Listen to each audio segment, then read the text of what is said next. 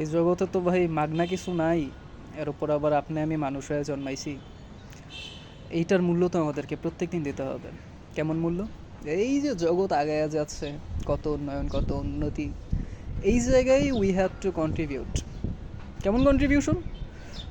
অনেক ধরনের কন্ট্রিবিউট হয়, এভরিথিং ইজ এ কন্ট্রিবিউশন। কিন্তু ঘটনা হচ্ছে, যদি আপনার আমার কিছুই করার না থাকে, আমরা জানি না, বুঝি না, we don't have anything to do, তাইলে ভাই অ্যাটলিস্ট ইট মাথায় নিতে হবে অথবা বালু মাথায় নিতে হবে। কারণ কিছু না কিছু তো করতেই হবে। এই দুনিয়া আপনারা মাগনা খাওয়াইবো না ভাই। আপনার যদি মনে হয় যে আপনি আজীবন মাগনা খাইতে পারবেন, ভাই, তো আমি তো খাইতে পারছি, আমার তো সব কিছুই অ্যাভেইলেবল। এর কারণ হচ্ছে ভাই, আপনার পূর্বপুরুষরা কেউ একজন খুব ভালো লেভেলে কামলা দিয়ে গেছে ভাই, খুব স্ট্রং লেভেলে কামলা দিয়ে গেছে। It's not about always hard work, কিন্তু সে কামলাটা ভালো দিছে। তাই বলে কি আপনার আজীবন কিছু করা লাগবে না? না, প্রত্যেকের ভাগ্যে নিজস্ব কিছু প্যারা আছে, এগুলো তার ভাগে তার পড়বেই। তার বাপ যা করুক, তার দাদা যা ইচ্ছা তা করুক, এটা তার ভাগের প্যারা, তার এটা নিতেই হবে। আর আপনি আমি মানুষ হয়ে জন্মাইছি, এটার মূল্য আপনার আমার রোজ দিতে হবে। কেমন মূল্য? আমাদেরকে কাজে যেতে হবে।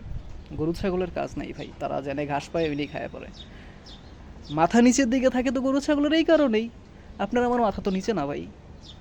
আপনার আমার মাথা উঁচা করে বাঁচতে হলে তো ভাই কিছু একটা কইরা খাইতে হবে।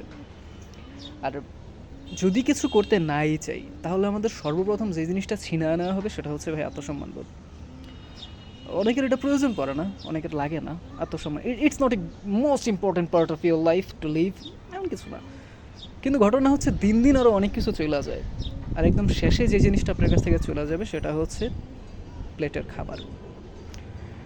খাবারটাও যদি অ্যাটলিস্ট পাইতে হয়, ইউ হ্যাভ টু ওয়ার্ক। মানুষ হয়ে জন্মাইছেন।